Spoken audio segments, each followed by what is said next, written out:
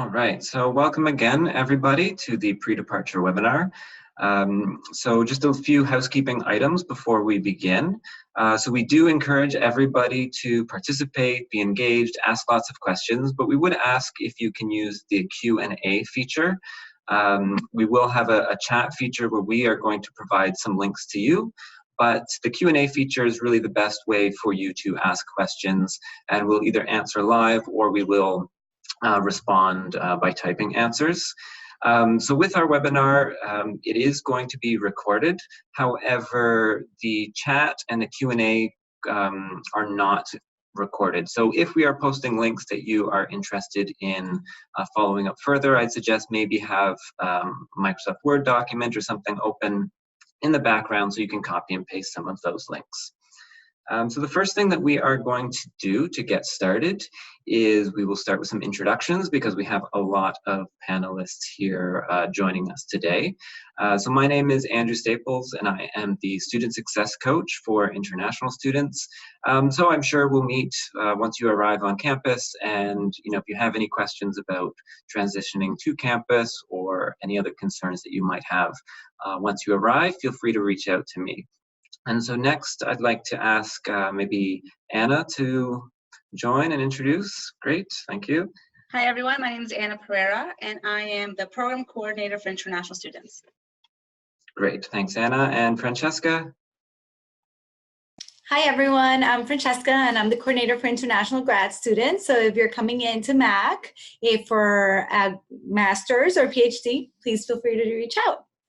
Great, thank you. And Jenna? Everyone, so my name is Jenna and I'm the Education Abroad Coordinator working with our inbound exchange students. Great, thanks. And Legipe. Hi everyone, my name is Legipe. I'm the Immigration and Mobility Advisor, so I help you with all of your immigration questions, which we'll be talking about shortly. Okay, excellent. So we are going to keep you here with us, Legipe, because we're going to have you start talking about immigration. All right, perfect. All right, so today we'll be talking about the study permit application process and pretty much all of the documents that you need, how the process works, and then I'll be answering some of your questions as well. So for the study permits, one major question that we get a lot is when should you apply? You should apply as soon as you accept the offer of admission from McMaster. You can apply with a conditional offer letter. There's no problem with that. Now, if you're applying through the student direct stream, which we'll also talk about shortly, then you need a formal offer letter. So in that case, you can't apply with a conditional offer. You have to meet the conditions of your admission and then apply. So sometimes people say, well, the conditions of my offer, I'm not going to meet it until much later. So then my advice is not to apply through the student direct stream and just apply through the regular stream. Okay, so you can apply online, by paper, or through a visa application center. Online is best, it saves you time and money. Paper can be a very long process. For some countries, the visa application center might be your best choice. So just, research the information online and see what's best. But basically, we invite people to do the online route. Next slide, please. All right, so what do you need to apply for a study permit? The first one is the proof of acceptance, so your offer letter or admission letter.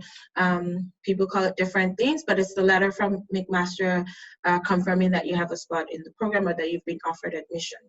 So the next step is your international passport. I do advise that your passport be valid for at least 1 year from the time that you're applying. If you need to renew your passport before applying for the study permit, because your visa or study permit cannot be issued past the date of the expiry date on your passport. The next is proof of funds. So this is very important. You need to show immigration that you can afford your studies. And what they're looking for in an account statement or investment statement is at least 1 year of school fees or tuition plus $10,000 for upkeep. And then they want to see a flow of income to show that you can afford the remaining years. But for example, if you're in a 4-year program, then you don't need to have 4 years of tuition in your account, but you need to have at least 1 year of tuition plus 10,000 for your upkeep. So another question I get a lot is, how do you proof of funds? So you could do this by providing your account statements. If you're being sponsored by a company or your parents, providing an account statement for them and a letter confirming that they'll be responsible for your fees and your upkeep. You could also provide investment certificates as well. Anything that shows that you have the funds. Another very popular one, if you're in a graduate program, is if you have funding. So the letter confirming you have funding for your program is also proof of funds. Okay, digital photo, the specifications are listed online. It's just a photo of your face that you upload. You have to complete the immigration form 1249. So that's the study permit application form. And it just asks for all of your basic information about the school you're attending. We do have a guide that we can send to all applicants that walks you through the step-by-step process of applying for this. The next one's the family information form. This form just asks for your parents, children if you have any, and siblings if you have any. Now, medical check and police certificates, if applicable, because not everyone has to do those. Most medical check, I think most countries have to. And there's an easy way to check that online on the immigration website. And so if you do require medicals, you would get an email from immigration in your account, and it will give you the instructions on where to go for the medicals. Police certificates, not really common. Again, that's something they'll contact you to provide if they need. If you're applying to the student direct stream, again, we'll talk about that shortly, you need the medical exam, you need to do that upfront before submitting your application. With the regular stream, you don't have to. Immigration will contact you if they need you to complete medical. Next slide, please. All right, so the student direct stream. The student direct stream is a faster process of getting your study permit. Right now, it's a pilot program, and it's only open to legal residents of China, India, Philippines, and Vietnam. So you have to be either a citizen. Well, you have to, if you're a citizen or a permanent resident or have any legal stay in that country, you actually have to be living there. What that means is, if you're a citizen of China but you're currently in Germany, you cannot apply through the student direct stream. You can only apply through the student direct stream if you have legal resident and are currently living in China, India, Philippines, or Vietnam. So you need an official acceptance letter. What that means is that you can't use a conditional offer letter. You need proof that you've paid the tuition fees for your first year. So Anna's just posted a link in the chat there about how to pay for your tuition. Save that link if you're planning to apply to the student direct stream. Save that link. Once you've made the payment, you email the student's account. They will send you proof that you've paid, and you can use that to apply for your study permits. The other requirement is that you have a guaranteed investment certificate, also called a GIC, of 10,000 Canadian dollars. After I finish talking, I will post a link on information about the GIC and what banks offer that and how to get it. So that's a requirement from immigration. Again, they estimate that you need 10,000 to take care of yourself while you're in Canada for 1 year. If you need a medical exam, you have to obtain that before you apply. And if you need a police certificate, you have to obtain that before you apply. The last one is the English exam or French exam. Next slide, please. All right, so you have to have a language result that shows a score of 6.0 or higher in each skill: reading, writing, speaking, and listening for the IELTS, or at least 7 for each skill for the French exam, which is called the TEF. Now, for both of those, like, so you could either do the IELTS or the TEF. Note that even if the you do not need IELTS for your admission, this is now, it's a requirement for immigration if you're applying through the student direct stream. If you're applying through the regular study permit stream, you do not need to provide English results. But if you're applying under the student direct stream, then you need to provide English results. So I'm just going to, I don't want to confuse everyone, so I'm just going to make a little bit of clarification. So there's the regular student permit that you apply for, and that's open to everybody. Anyone can apply under that. The student direct stream does not give you a special study permit. It's the same study permit that you're getting. The only difference is that you can get this, the study permits under the student direct stream in about 20 days. But in order to apply through this fast process, you have to be a legal resident of China, India, Philippines, or Vietnam. So everyone else, if that doesn't apply to you, you just apply under the regular study permit stream. And everybody gets the same study permits. It's just that this program allows you to get it faster. Immigration's working on possibly expanding this to the rest into a global thing, but there's been no information about that yet. All right, next slide, please. All right, so for exchange students, I realize that there are some exchange students on the call. So you don't need a study permit if your program is going to be less than 6 months. That is, if you're only here for a semester, you don't need a study permit. You would need either an electronic travel authorization, also called an ETA, or a temporary resident visa. So ETAs are for people from countries, for example, the United Kingdom, where you do not need a visa to come into Canada. So if you're from a country that does not require a visa to come into Canada, you apply for an ETA. It's an online application. It's linked to your passport. It's valid for 5 years, and you can come into Canada.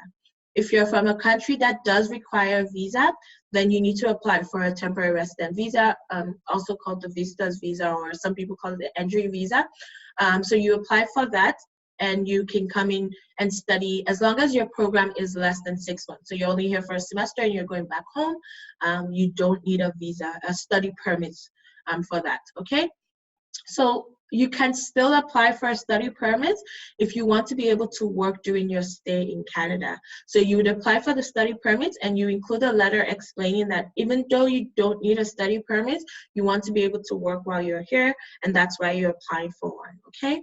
Now, if your program is more than a semester, or you're here for a year or 2 years, then you need to apply for a study permit, and everything else that I talked about does apply to you.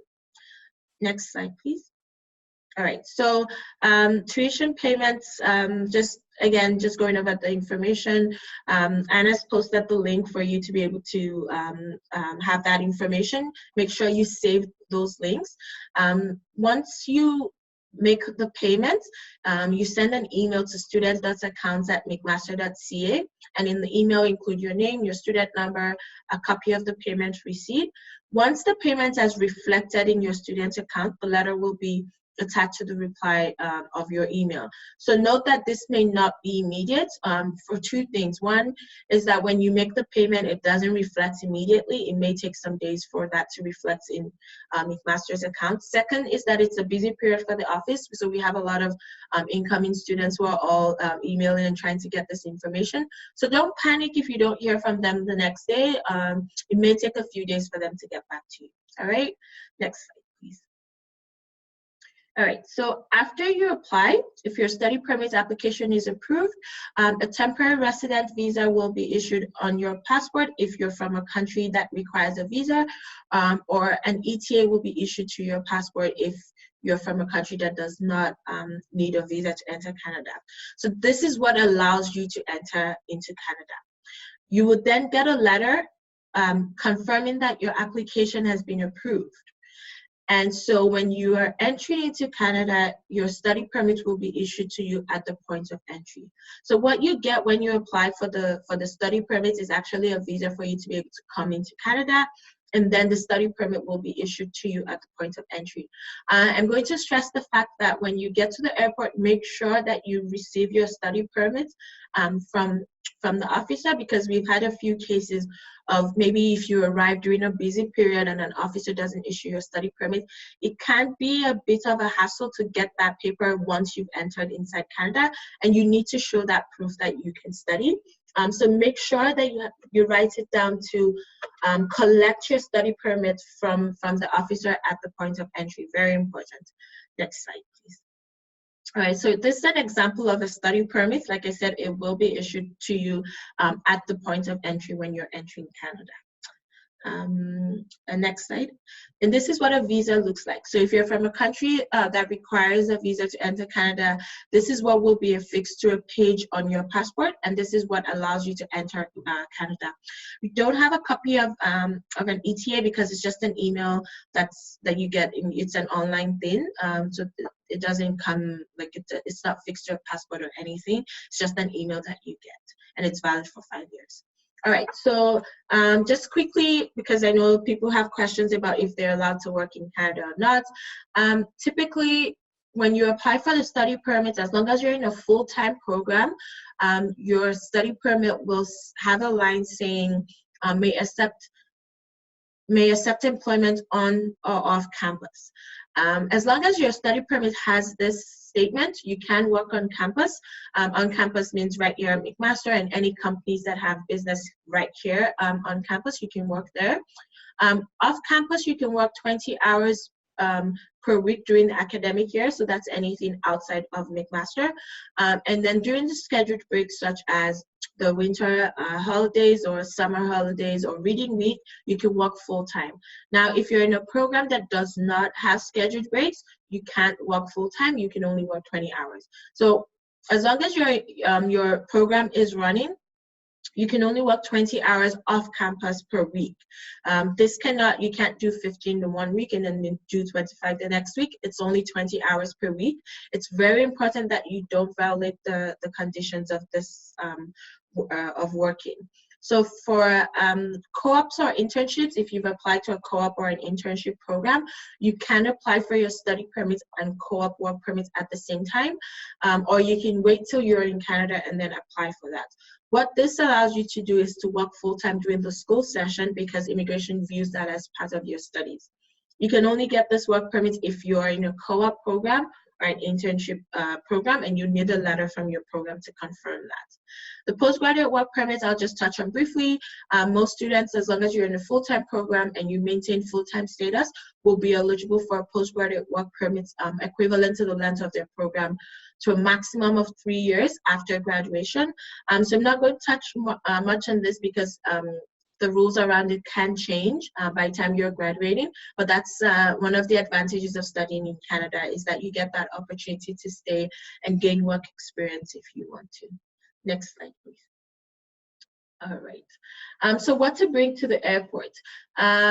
You definitely want to come with your passport, which would have your visa or the ETA, and then you need the letter of introduction. This is the one that confirms that they've approved your study permit, and it has the reference number which the officer will use to issue your study permit. You should also take a copy of your valid letter of acceptance from McMaster, proof that you have enough funds to support yourself, so proof of funding, scholarship, account statements, anything like that, because the officer may ask for it. And then letters of reference or any other documents that the visa office told you to bring when you made your application. Next slide. All right. So I already talked about the visa or the ETA being linked to your passport and it being on your passport. Next slide, please. Oh, okay. I think that's the problem. Yeah. Great, thanks, Vajipe. So we do have a lot of questions for you. However, many of them, I think, are quite individual in nature. So for those who have asked questions, Vajipe will be able to type out those responses. But we do have a couple more general questions that I'd like to ask you. Okay. So for exchange students, you were talking about IELTS and tuition payment information. Do they need to present any of that data when they're applying for a study permit or arriving to study? For exchange students? Yes. Okay, so if they're coming here for just the semester, they don't really need to provide anything. They're just applying for a visa or an ETA to come here. Definitely you want to bring your letter of acceptance showing that you're coming here to study. But so then if you're going to be here for a year, then you need to apply for a study permit. And so in that case, then, you know, if you're applying through the student direct stream, you do need to show proof of payment. But if you're applying through the regular stream, you don't need to provide proof of payment. So again, just to differentiate between the ETA and the TRV, if you're from a visa exempt country, what you apply for is an ETA, and if you're from a country that does not need a visa, then you apply for the temporary resident visa. Okay, great. Another question, this would be more about eligibility to work when you're here. So can you do like a freelancing job while you are studying? A freelancing job. Mm-hmm. So probably working, I'm guessing maybe on their own or sort of entrepreneurial. Is that allowed? So that I'm not sure that I'm qualified to give advice on that. If the freelancing job that you're doing is in Canada, though, I would be careful about that because you're still guided by all of the laws. If it's outside of Canada, I really not sure. I would stay away from anything that's a gray area. So when you come to Canada, you're telling Canada that your intention here is to study. So that should be your main focus. As far as immigration is concerned, if you're currently studying, then you can only work 20 hours off campus. I would imagine that any work that you're doing off campus, then you could only do 20 hours. I'm not 100% sure where freelancing stands on that, so you might want to talk to a lawyer or maybe call immigration about that. Okay, great. And I think just in the interest of time, we're just going to ask one more question. And then again, all of your questions, Legipe will be able to answer by typing. So is the GIC sufficient evidence to support proof of funds for my stay? Okay, so for proof of funds, what immigration is looking at is one, tuition. So for tuition, it's either, if you're applying through the regular stream, then you can either have that account, that money in your account statement, or you can provide proof that you've paid the fees. If you're applying through the student direct stream, then you have to pay the fees. So if you're applying through the regular stream, you either have the money in your account or you've paid the fees, either or. But if you're applying to the student direct stream, then you must have paid the fee. So that's the first one. The second one is the GIC. So again, if you're applying to the student direct stream, then they want to see that 10,000 is already invested, is in an investment, right? And that money will be available to you once you get to Canada. If you're applying through the regular stream, you only need to show that 10,000 in your account. You don't have to do the GIC. The third thing that they're looking for is flow of income. So it's yes, you have the money for this 1 year, but they want to see how you're getting money. So for example, if your parents are the ones paying your fees, then maybe a letter from their company where they work showing how much they make, or a savings account, or just something showing money coming in so that immigration knows that by the time it's by the time you're paying for your next year of fees, you're going to have money to do that, right? So if you're in a graduate program, for example, then and you have funding, then a letter from the school confirming you have funding is enough for immigration to say, okay, this person can afford their fees. If you're only getting partial funding, then you want to have that balance in your account to show that you can afford the rest of it. I hope that answers the question. Yeah, that's great. Okay, thanks very much, Legipe. And again, so everyone else who has asked questions, we will answer all of them. It's just in the interest of time, we're going to do it by typing the answers out. Okay, and so next, I'd like to invite Anna back, who's going to talk a little bit about getting to campus once you arrive in Canada. Thanks, Andrew. So this year will be our second year that we are running the airport welcome program. So this program will start from August 1st until September 1st. Please be aware that we are not there to physically put you on the bus and drive you to campus. That's not what the program is for. Basically, there'll be McMaster students, volunteers, as you can see there in the orange shirts. We will be wearing those orange shirts with an orange sign, and we are there to welcome you and to guide you. So you will be getting information on the different methods of transportation to get to Hamilton. And then once you arrive, you basically tell us the way that you've chosen. For example, if you've chosen to take a bus, we will show you where you buy a ticket for that bus, and we'll tell you how to get that bus once you're there. So we will be at the airport at the Pearson International Airport in Toronto, Terminals 1 and 3, just outside the international arrival doors. So once those doors open, you'll see us. We'll be wearing those orange shirts, and we'll have the orange signs. We are there from 11 a.m. to 11 p.m. We will be asking you to provide us your flight information. Again, we are not there looking for you. You are there looking for us, because we will not know when you arrive.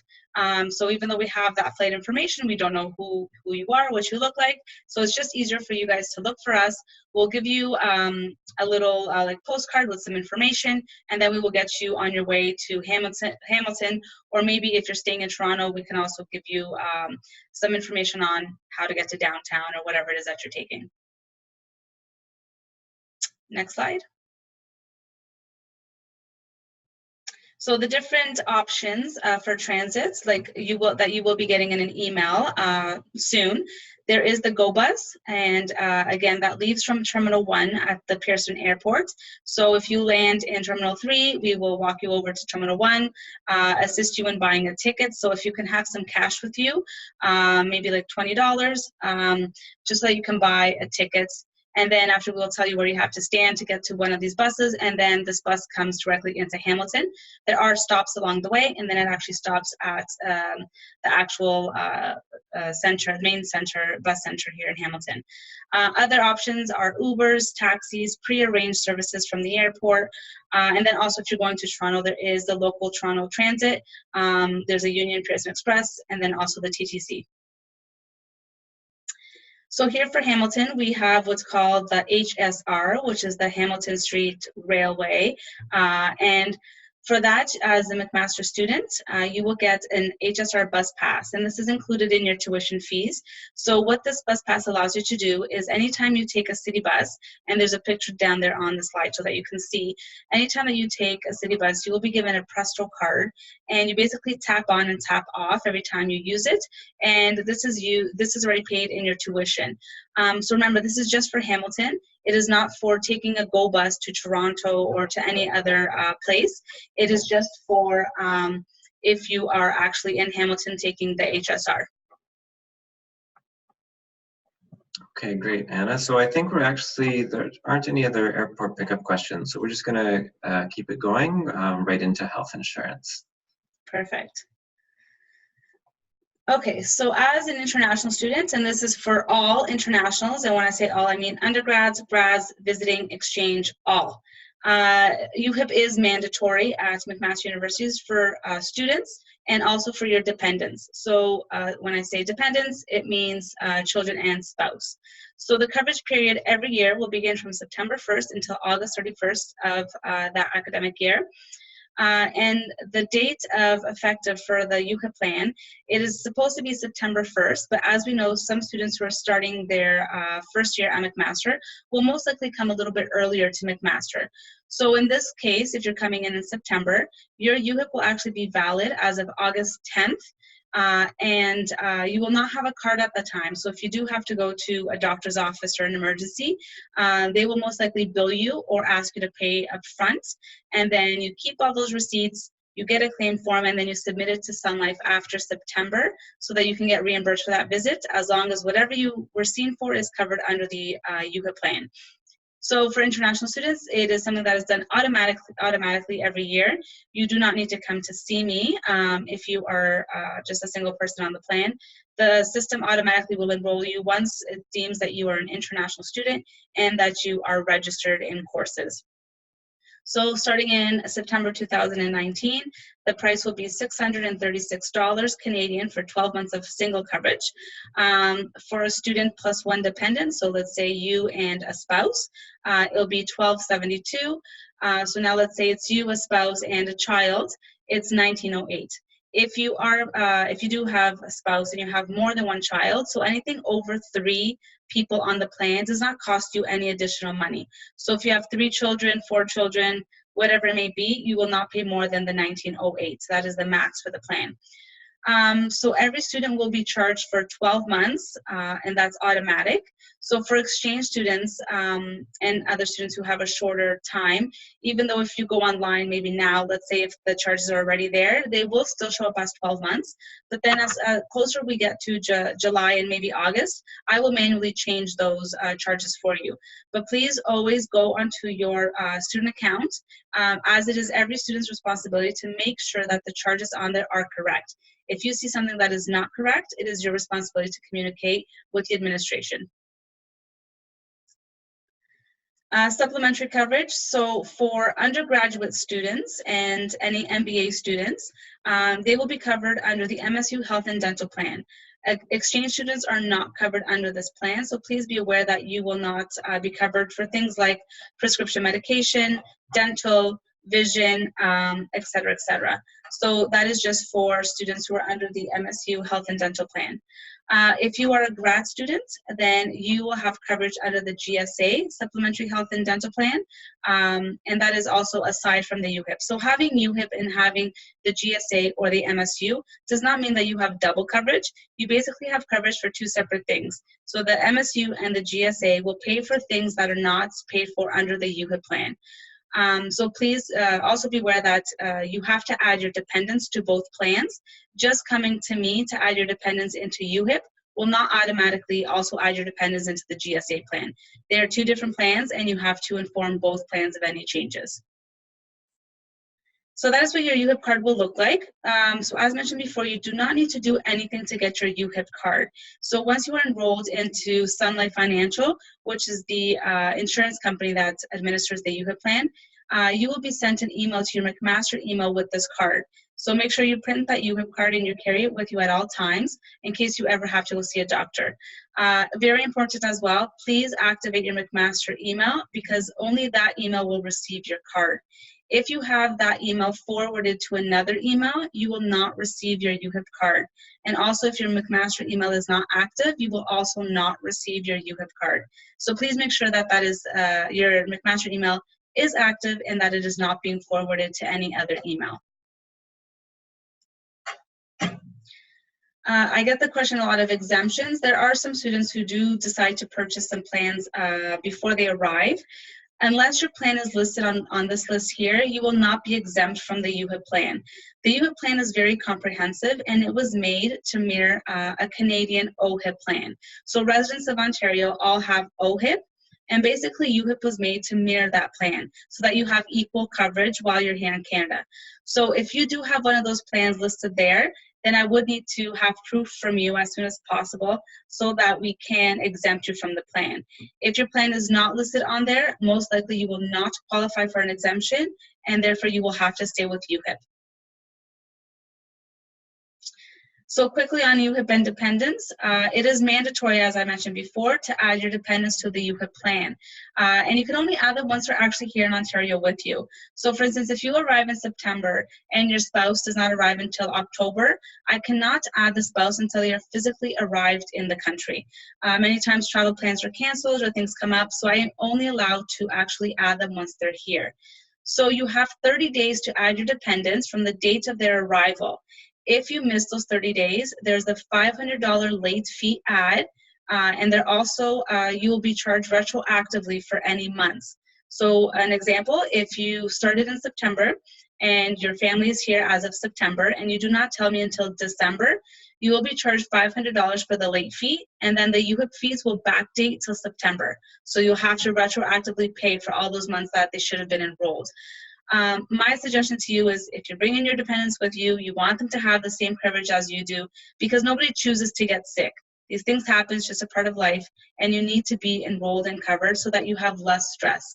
Healthcare in Ontario is very, very expensive, and you do not want to have to leave the hospital with a $20,000 bill and wondering who's going to be paying for that bill. So please be proactive and add your dependents to the plan. So again, to add the dependents, you can make an appointment on Oscar Plus to come and see me. Oscar Plus is just a portal that we have here at McMaster where you'll be registering for a lot of events and seeing job postings and all that. So you'll get very familiar with what Oscar Plus is, Oscar Plus is, and you'll also be getting emails with that information. So it says there what I would need from you would be the student number, the dependent's passport photo page, and also their flight itinerary, so I can add those dependents. Okay, great. Thanks, Anna. So we do have a few follow-up questions about UHIP. So one is regarding fees. So are the fees for UHIP included in their tuition, or do they have to pay on top? So the UHIP fees will be a charge that you will see in your student account. It's not included under the tab of tuition. They'll actually be, if you actually go to your student account, you'll see things like tuition, MSU, UHIP, athletic, or whatever it is that you have to pay. So the fee isn't in the UHIP portion, but there's actually a line there that will say UHIP, and it will be charged for your overall student account. Okay, great. Thank you. And then another student's asking, if I need to visit a doctor, do I just need to show the health card once and have it for the whole process? So the process would be cashless, or is there a list of hospitals, clinics in the area? That's a fantastic question. So UHIP is, so if you do not have OHIP, which is for Canadian citizens and permanent residents, everything is considered a third-party insurance. So because of that, we do have preferred provider network, which means that if you go to these doctors that are on this list, they will know what UHIP is, and they will not charge you up front.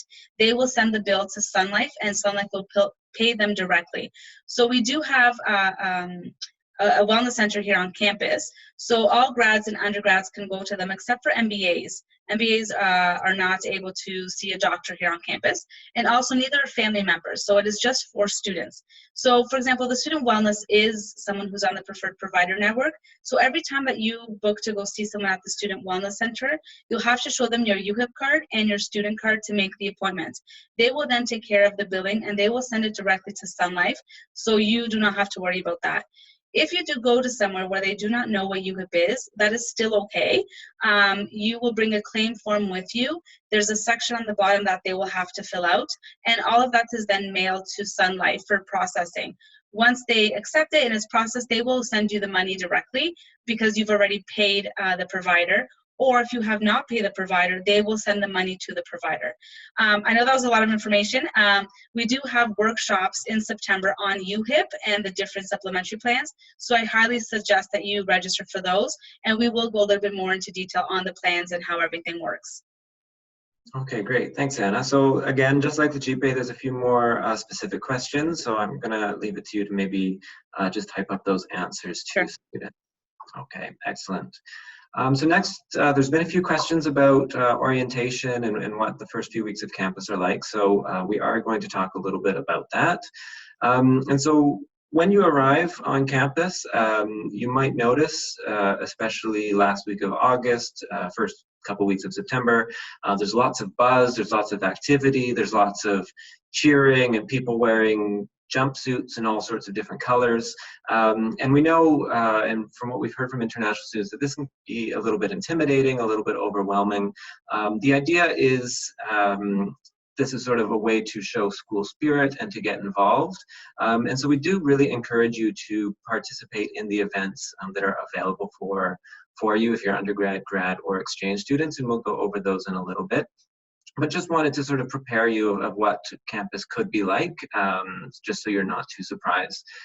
So McMaster does have a football team, and so a lot of students will go out and actively participate by cheering on the football team, which was demonstrated in this picture. As I mentioned, McMaster has a culture of sort of campus leaders wearing jumpsuits, and these jumpsuits will be in different colors. Some will represent different faculty, some will represent different groups that they are involved in. And here you go again, sort of a rally for, I believe this is the Faculty of Engineering. So just be aware of this, that when you get to campus and you see all of this hustle and bustle, you know, we do encourage you to come out and participate. We do know it can be a lot to take in, but just know that at McMaster, it's very much a culture that if you have any questions or concerns, you know, reach out to either staff, student leaders, even other senior students on campus. If you really have any questions at all, there are a lot of students arriving both internationally and both from Canada. So, you know, it's a really fun experience. We do encourage you to get involved. So I am going to actually ask Anna to come back, and she's going to talk a little bit about some of the programming that's available for undergrad students. Thanks, Andrew. So earlier we were talking about the Airport Welcome Program, so I'm just going to pass by that. Also, there's the Ignite program. So this program is a pre-orientation for first-year students who will be staying on campus. And the program will run from August 21st until August 23rd. Registration for this program will be opening next week. So at this moment, if you have not made your deposit for residence and you do not have a spot, then you will not be eligible to participate in this program. So we will be sending out an invitation to register for the program. We will also be requiring your flight itinerary. So the program will start August 21st and it ends August 23rd. There is no charge for this program at the moment. Therefore, if you register and we confirm your registration, it is expected that you participate for all 3 days. If you do not participate and you're taking up someone else's spots, because there are limited spots, you will be charged for not participating after being confirmed in the program. So please make sure that you understand that it is limited spots available, and it's a great program, but please remember that if you sign up for something, you are committing to something, you need to show up. There's another program called the Hamilton One Bite at a Time, and this program happens first and second semester, and we take students out into the Hamilton community to different cultural restaurants. So Hamilton is actually booming in different restaurants, and different cultural restaurants especially. So we will go to different restaurants. We have a set menu that I plan with the owner, and it's very cultural. So we try Indian food, we try Middle Eastern food, Italian food, Portuguese food, a whole bunch of different foods. And the cost of this program is $20 per event, and that will get you appetizers, main dishes, desserts, and one non-alcoholic drink. So it's a great way to meet new friends and in a social aspect, to just talk and meet new people. So this program, again, is open to undergrads and grads, and also exchange students, and actually Canadian students as well. They are able to participate in this program. So next is the International Student Buddy Program, and this is for first-year undergrad students only. So there will be, again, applications will be opened, I believe, next week or the week after. So we will pair you with an upper year buddy, and we do the pairing based on languages spoken, or hobbies or interests or country of origin. So you might be paired with a Canadian student, or you might be paired with an upper year international student. So the point of the program is for them to help you with integration into McMaster and into Canada. So many questions like, where do I buy my books? Or how is the weather there? Or what to expect the first week? Or any of that stuff. These upper year buddies that are McMaster students are there to help you. Within the program, there will be a meet and greet where we will facilitate an actual meeting, a very social meeting where you can actually meet your buddy, and then you can continue connecting that way. And there's also monthly socials that will happen throughout the actual program from September to April. We also have an IKEA trip that happens the first day of school, which is on September 3rd. The IKEA trip will happen at 4:30 p.m. and it is for all grads, undergrads, and exchange students. So as we know, as you're coming from a different country, you don't want to waste those kilos or pounds in your luggage with linens and things like that. So we do take you to IKEA, where you can purchase a lot of things for your room on campus or off campus. So registration for that will open shortly as well. And again, you will start getting some emails from us, either from me personally or from the International Student Services Office. So please make sure you're looking into those, because we will be sending out lots of information on upcoming events that you have to register for. Also during Welcome Week, we do have our Welcome Week orientation for all undergraduate students. This is a mandatory orientation, and this is for students who are on and off campus. It's for all international undergraduate students. And also that week, we have a home away from home workshop and a McMaster Student 101 workshop. And those, again, are specifically for undergraduate students during Welcome Week. We do repeat those two workshops, the Home Away from Home and the McMaster Student 101 workshop, the first week of school, and, or sorry, I should say the month of September. And for those, grads are also invited to attend, and so are exchange students. You are also invited to attend those workshops. We also do workshops on UHIP, and they are specific based on undergrad or grad. So there is one specifically for UHIP and undergrads and MBA students because they have the MSU plan. And then there's one for UHIP and the GSA plan, so for grad students. Also, it's not mentioned there, but we do have the iSent app. You will be receiving information on this next week about downloading this app. So there are two different versions of the app. There's one that's specifically for undergraduate students, and for that you will be getting information directly from me. And there is also a download for grad students, and Francesca can speak a little bit more to that because you will also be downloading the app, but information will be a little bit different for you. So again, lots of information we're going to be putting on the app with programmings, with deadlines, with things that are coming up just to keep you on track. And there's also a checklist. So when you're when you're packing or when you have, make sure you have your acceptance letter or your study permit, there's a checklist that you can follow. So it's a very handy tool. So again, information on these will be all sent out next week. So start watching for those emails coming in. Okay, great. Thanks very much, Anna. And so I think we will keep going. So from undergrad to graduate, I believe, is next. So Francesca? Yes. There you are. Great. Hi. Okay, so again, I'm the coordinator for international grad students. So I sit at the School of Graduate Studies. I'm part of the student life team, and I will be talking to you a little bit about what we have planned for you for September. Okay, so we put together a series of events during the first 2 weeks to help you familiarize yourself with campus, with the campus community, with the services offered here available for you within our campus and also outside in Hamilton. And also it's an opportunity for you to meet students, incoming students, international, and also domestic students and returning students, which is great because you get the chance to ask them questions. They've been here for a while, and they love meeting you also. So I'm going to talk to you a little bit about our events. One of them is the resource fair. It's great because offices and departments, again on campus and also community organizations are invited to this, and you get to come into the fair. It's usually a 2-hour activity. It's on an afternoon. This year it's happening on September 3rd. So make sure you take a look at our emails. It's going to be coming. All of our activities are going to be coming from the grad welcome email from the School of Grad Studies.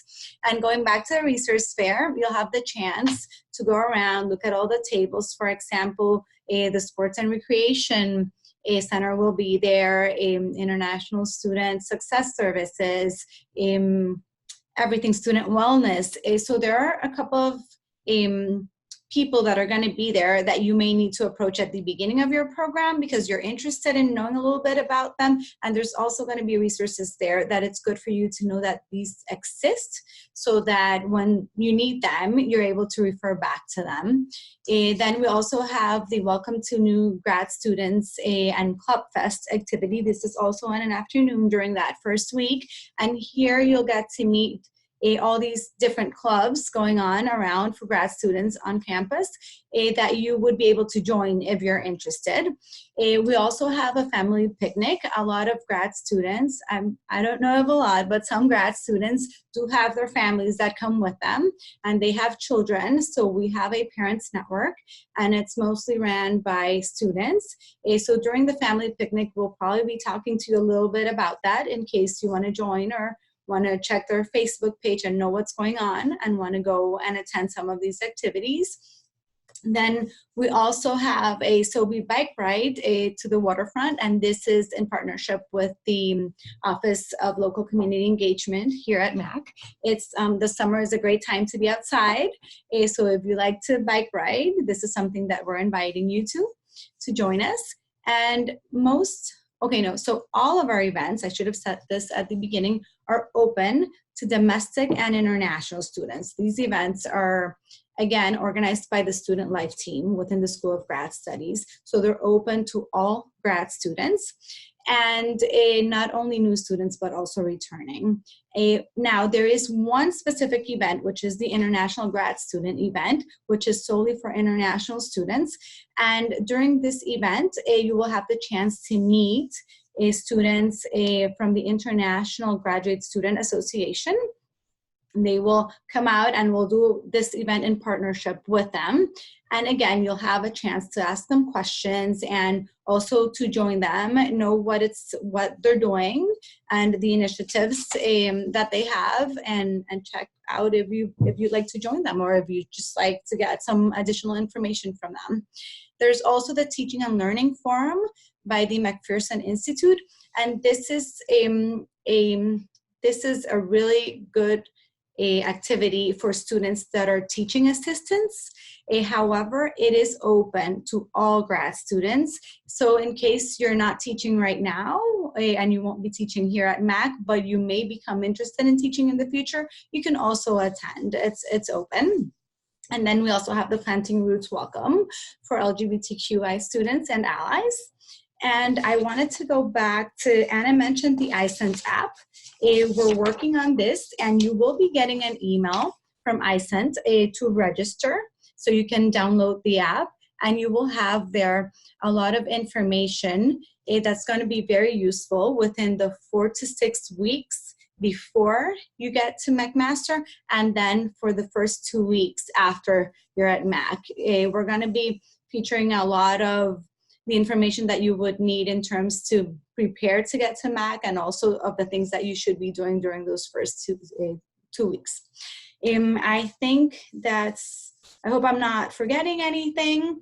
Again, you will get an email to register. Some activities may require registration, but those are just a few. Most of them are you just come in, but you will be getting emails from us. So just make sure to watch out for those. And we're looking forward to having you here.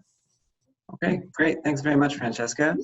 And so Annette did post the event calendar for grad studies, sort of welcome week and orientation type events. So please look at the chat for more details. Okay, and so next I'd like to invite Jenna, because I know we have quite a few exchange students joining us today. Great, thanks Jenna. Awesome. So hi, everyone. So just a reminder, my name is Jenna, and I'm the Education Abroad Coordinator working with our incoming exchange students. So some of the events that were mentioned previously in regards to the international students do apply to exchange, like Anna and Francesca mentioned. So if you wanted to do the IKEA trip or participate in the UHIP workshops that are happening during the year, those are absolutely open to you. I saw some questions regarding Ignite. So that is just for the first year international and not for exchange. With that said, we do have lots of stuff going on for exchange students for the fall and winter terms, depending on when you are coming. Some of this should be repeated information as we've been sending out emails regarding registration for these events, at least regarding Moose in the last few weeks. So just a reminder that the Moose Exchange program is a 4-day outdoor orientation program that we're running for exchange students. We're going to take you up to Algonquin Provincial Park, which is one of the most beautiful areas in Ontario. So if you like canoeing, swimming, the outdoors, this is a great event to join in on. And really the focus is on making sure that you have a chance to meet the other exchange students that are on campus and make some friends before classes start. So the fall event will take place August 26th to 29th, and then we will have our exchange welcome day, which is a bit more formal orientation following the Moose trip, and so that'll be on August 30th. If you are coming in our second semester, so our January term, there will be another Moose program that is more winter orientation focused. You'll go out and do some cross-country skiing, stay in a cabin with other exchange students, and again, an opportunity for new exchange students to meet each other and potentially some current exchange students to meet full year students to meet the new January intake as well. And again, we will have a formal orientation on January 3rd, just to make sure that you are ready to go for your courses that start on the Monday after. Another thing just to highlight, and again, this would be in your emails that you've been receiving from the Exchange Office, is that we have an Exchange Club that is a really great opportunity to continue to meet other students throughout the year. They run different socials and cultural events that you can take part in, go out and see the city of Hamilton, get to know both exchange students as well as domestic students, and they have a Facebook page that's pretty active. So if you're interested in, again, reaching out to current exchange students now before you arrive, this is the website that we recommend to make those connections. If you have any questions regarding these events, or if you're having trouble registering just through our emails, let me know, and we will make sure you get set up. Great, thanks, Jenna. So we actually do have one question about the Moose Exchange. Is it possible to bring friends with them if they're coming to Canada to travel a bit with friends, and then they're coming to school? Are they able to bring their friends with them? No, I think the answer to that would be no, and that's just because we usually have a pretty packed program, so we would be prioritizing the regular exchange students. Okay, great, thank you. And so I just also wanted to mention, so all of these events, again, if you're undergrad, grad, or exchange students, it doesn't matter if you're living in residence or off campus, you are able to participate in these. They're not exclusive just to undergrad students in residence. All right, and so we're going to keep Jenna on the camera here, and she's going to talk a little bit about bankings and phones in Canada. Great, thank you. So as you are planning your trip to Canada, probably one of the things you will eventually start thinking about is, your finances and what are you going to do in terms of banking.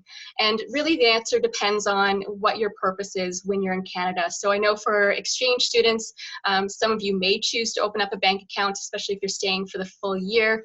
If you're here for a semester, it may not be worthwhile because you can usually use your home bank for most of your banking that you need. And so opening a Canadian account isn't really necessary. If you're a degree-seeking international student, meaning that you're going to be here for 4 years, opening up a bank account might be a better idea, just so that you're not paying extra fees every time you withdraw money. And you also have a bit more flexibility in terms of if you want to start saving in a Canadian bank account and just make things more easy. So it really depends on your situation in terms of your status in Canada, which route you're going to go with opening a bank account. With banking in Canada, there is a bit of vocabulary that you might come across, and most of it's pretty self-explanatory. So for example, telephone banking just means that you're picking up the phone and you're calling one of our banks and you're talking to a customer service representative, potentially about an issue with your bank or to do a transaction. So that's one option. A lot of banks have websites where you can do your online banking, meaning that you are connecting with the bank through an online account that you set up when you open your bank account, and you're making transactions and paying bills online. With Interac, this is the name for how we send payments or money between financial institutions. When you're making a direct payment, that basically means that you're using your bank card at some kind of merchant or for some kind of service or purchase. An email money transfer is when you might be paying a friend for borrowing money, so you're transferring money from your account to your friend's account. A pre-authorized payment refers to when you allow a merchant to withdraw funds directly from your account, usually for a monthly bill. So this would be something that you set up with the merchant. It is completely optional to you and just something that people do mostly for convenience. But again, it's really up to you if you decide to take advantage of pre-authorized payments. So there's different types of banks in Canada that you might come across. The most familiar ones are what we call traditional banks. So this is like TD Canada Trust, RBC, CIBC. They're the big banks in Canada that you would maybe recognize because you see them all over the place. So they have lots of locations, or branch locations, meaning that they provide in-person service. So you can go and speak to a real human face-to-face and not just have to talk to someone over the phone. And they usually have quite a few different account options. So savings accounts, general checking accounts, lots of different options in terms of what you can do in terms of your banking. Direct banks would be the online banks. So a bank that is only available over the internet and doesn't have an in-person branch. So usually the benefits of these are that you can have cheaper fees in terms of what accounts you pick up, but you lose the convenience of having a branch where you can go in and just ask questions. And credit unions are kind of like an in-between. They are like a traditional bank, meaning that they have in-person branch locations where you can go ask questions. But instead of being a traditional customer, you're seen as more of a shareholder. So your relationship with the bank is a bit different. But with all of these banks, you can access ATMs to withdraw money. It's really just in terms of service, what would be available to you.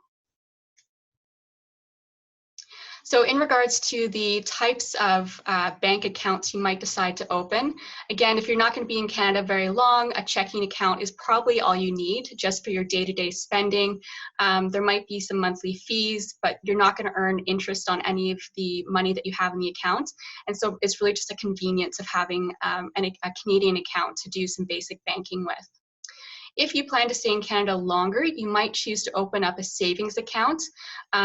With this, you are not really using this account for many transactions because the purpose is saving your money.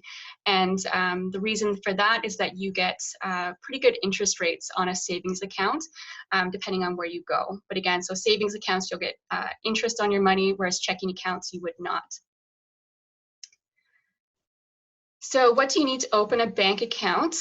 Generally some kind of ID, so your passport or a birth certificate might be required. They might ask to see your study permit or a work permit if you have one, usually a second piece of identification, maybe a driver's license, and then you need some money to deposit, so at least $1 to put in the account and make the official opening.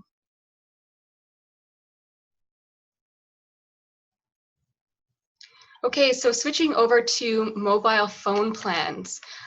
So again, another thing to consider when you're coming into Canada, you know, many of you will probably already have a phone and you will just be bringing that phone to Canada and signing up for some kind of phone plan when you get here. If you are going to bring your phone from home, make sure that it is unlocked, meaning that you're going to be able to pick up service in Canada. And so if you're not really sure what that means, maybe have a conversation with one of your home phone providers just to make sure that your phone is ready to come international. In general, there are 3 types of phone plans. Bring your own phone, where you just sign up for a mobile plan when you get here and kind of go month-to-month contract. You could choose to purchase a phone when you get to Canada and sign up for a contract, which could be 1 or 2 years. The benefit of a contract, if you are going to stay for a few years in Canada, is that usually you'll get a discount on your cell phone. So that's why some people might choose to go this route. Otherwise, you can also do pay-as-you-go, meaning that you put credit on your phone plan in advance, and your phone works for as long as there's credit on the phone. Once you run out of credit, you just top it up, and then you're good to go as well.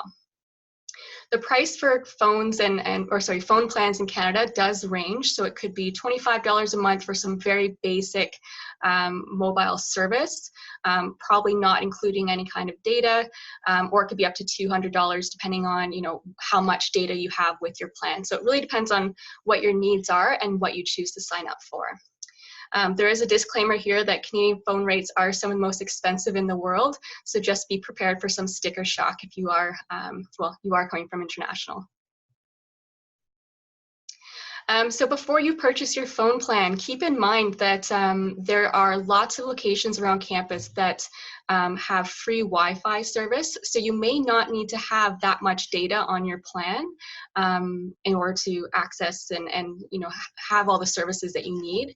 So Wi-Fi is available on campus. It's going to be in your residence. Most student housing would have some kind of Wi-Fi service already set up, and you just be kind of tapping into that with part of your rent.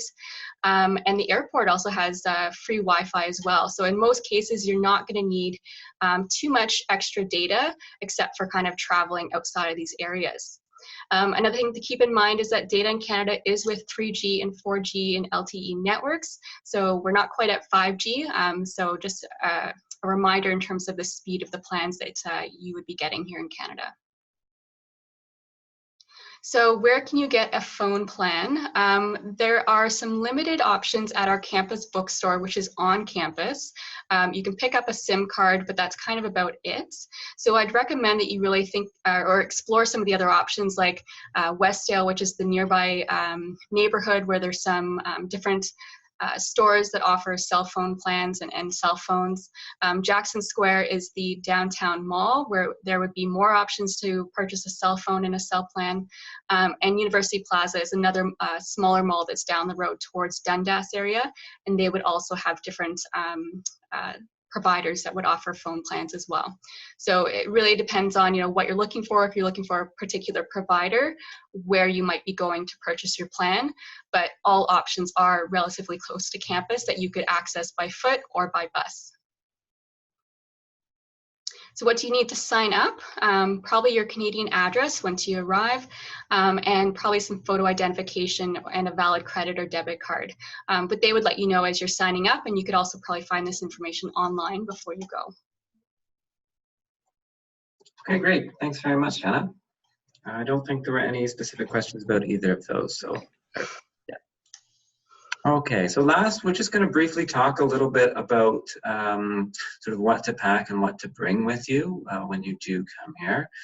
So it is really important because we understand that you're sort of picking up your life and moving here, and there's probably so much you want to bring, but be aware of what weight and size restrictions different airlines have. There's nothing worse than showing up to an airport and then either having to throw things out or being overcharged because you're overweight. So please just make sure that you know what those restrictions are. Similarly, coming into Canada, they are quite strict in terms of different products that you can bring in, such as food or wood products, just sort of to protect our own agriculture. So please, if you have any questions about what you are going to bring, there is a link in the chat right now to the Canadian Border Services Agency.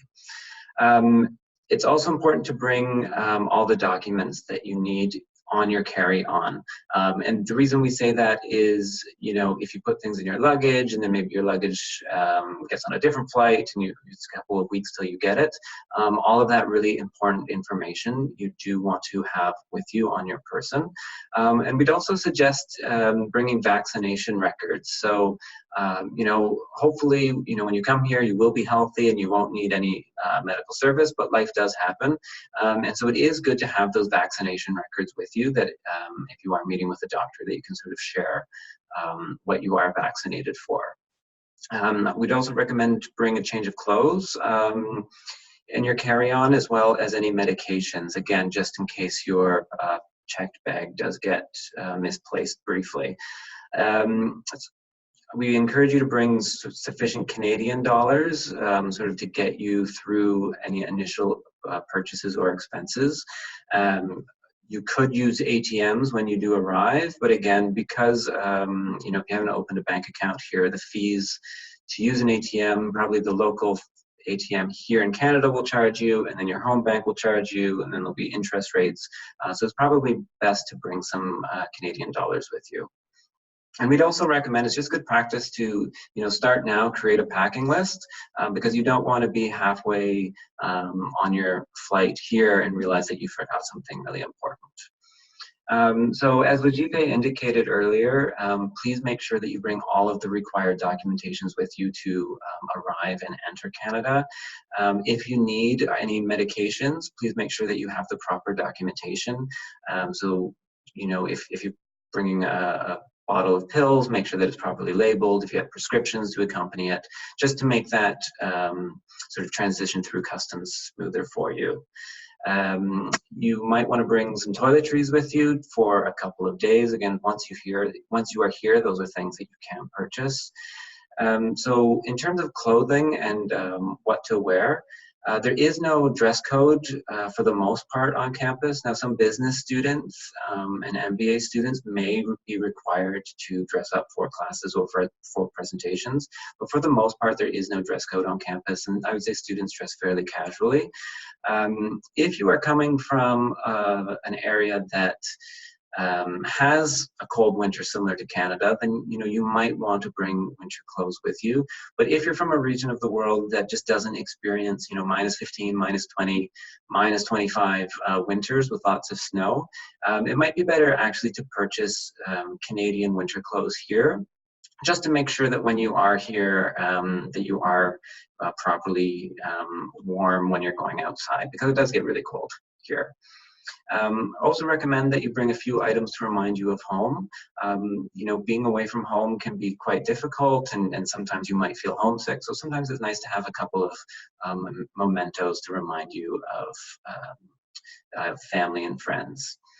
If you're bringing a cell phone or any electronics, please be aware that you're bringing the proper adapters. So the Canadian plugs are 120 volt, very similar to what an American plug looks like. So just make sure that you're bringing the appropriate adapters. Things that you can buy here that we'd probably not recommend that you bring is anything really heavy and bulky. So, we hope you're not bringing any furniture, any major kitchen items, household items. Those are things that, again, with the IKEA trip, or you could take a taxi to different places once you're in Hamilton to purchase. You can bring food from home as long as it passes through customs, but I know from my experience when I've had family visit me, sometimes they fill a suitcase full of food from some part of my family is Korean, so a suitcase full of kimchi, not knowing that you can actually buy kimchi here in Canada. So just, if you really, really have a specific food that you want to bring, maybe bring a couple items, but for the most part, Canada's a very multicultural country, and so you can probably buy a lot of food from home here in the grocery stores. And so those are some stores in Hamilton. If there's nothing in Hamilton, then sort of further afield, you would be able to find them. If there is items that you want to bring and you're going over your sort of luggage restrictions, you could always look into shipping. Shipping within Canada is really, really expensive, but shipping from other parts of the world might not be as expensive, so you could always look at that as an option. And then for those of you that have a buddy, this is a great opportunity for you to sort of start that conversation. What do I need to bring if I'm living in residence or if I'm living off campus? What can I buy? Maybe your buddy can even go and check out some stores to see if maybe they have the right food for you or things like that. So if you are paired with a buddy, please make sure that you do ask these questions. Okay, so we do have some other upcoming webinars that we would encourage you to participate in. So next week, we do have a question of life in Hamilton. So I know there's been a few questions about getting around campus, the distance between buildings, what does campus look like, is there a map? So we actually have a webinar just dedicated to living in Hamilton and living in the city. So please, I'm not going to answer those questions because I'd like you to tune in next week with us. And then we do have a few others in July and in August. So thanks very much to our panelists and to all of you for logging in and attending. We will stick around for another minute or two if there are any questions. But again, thanks very much. And as a reminder, the chat and the Q&A is not saved. So if there is anything, start taking screenshots now because we're going to end the webinar shortly. Okay, thanks very much, everybody. And now we'll just answer a few questions. Okay, so I've got one, I think, here for Jenna. So exchange students, do they still get a bus pass even though they've paid their tuition to their home university? Hi, so yes, exchange students do have access to the HSR bus pass. So even though you're paying tuition and your fees to your home university, you get access via our outbound students. Okay, great, thank you. And then we do have a question here about if they missed the webinar. So we did have a housing webinar previously, and so we are working on getting those recordings up. And so I've been told probably by early next week we should have the housing webinar up, so you will be able to watch that. Okay, so it looks like the questions have sort of slowed down. So again, thanks very much, everybody. We are going to end the webinar now. We look forward to seeing you in the next webinar, or if not, on campus when you arrive. Okay, bye-bye.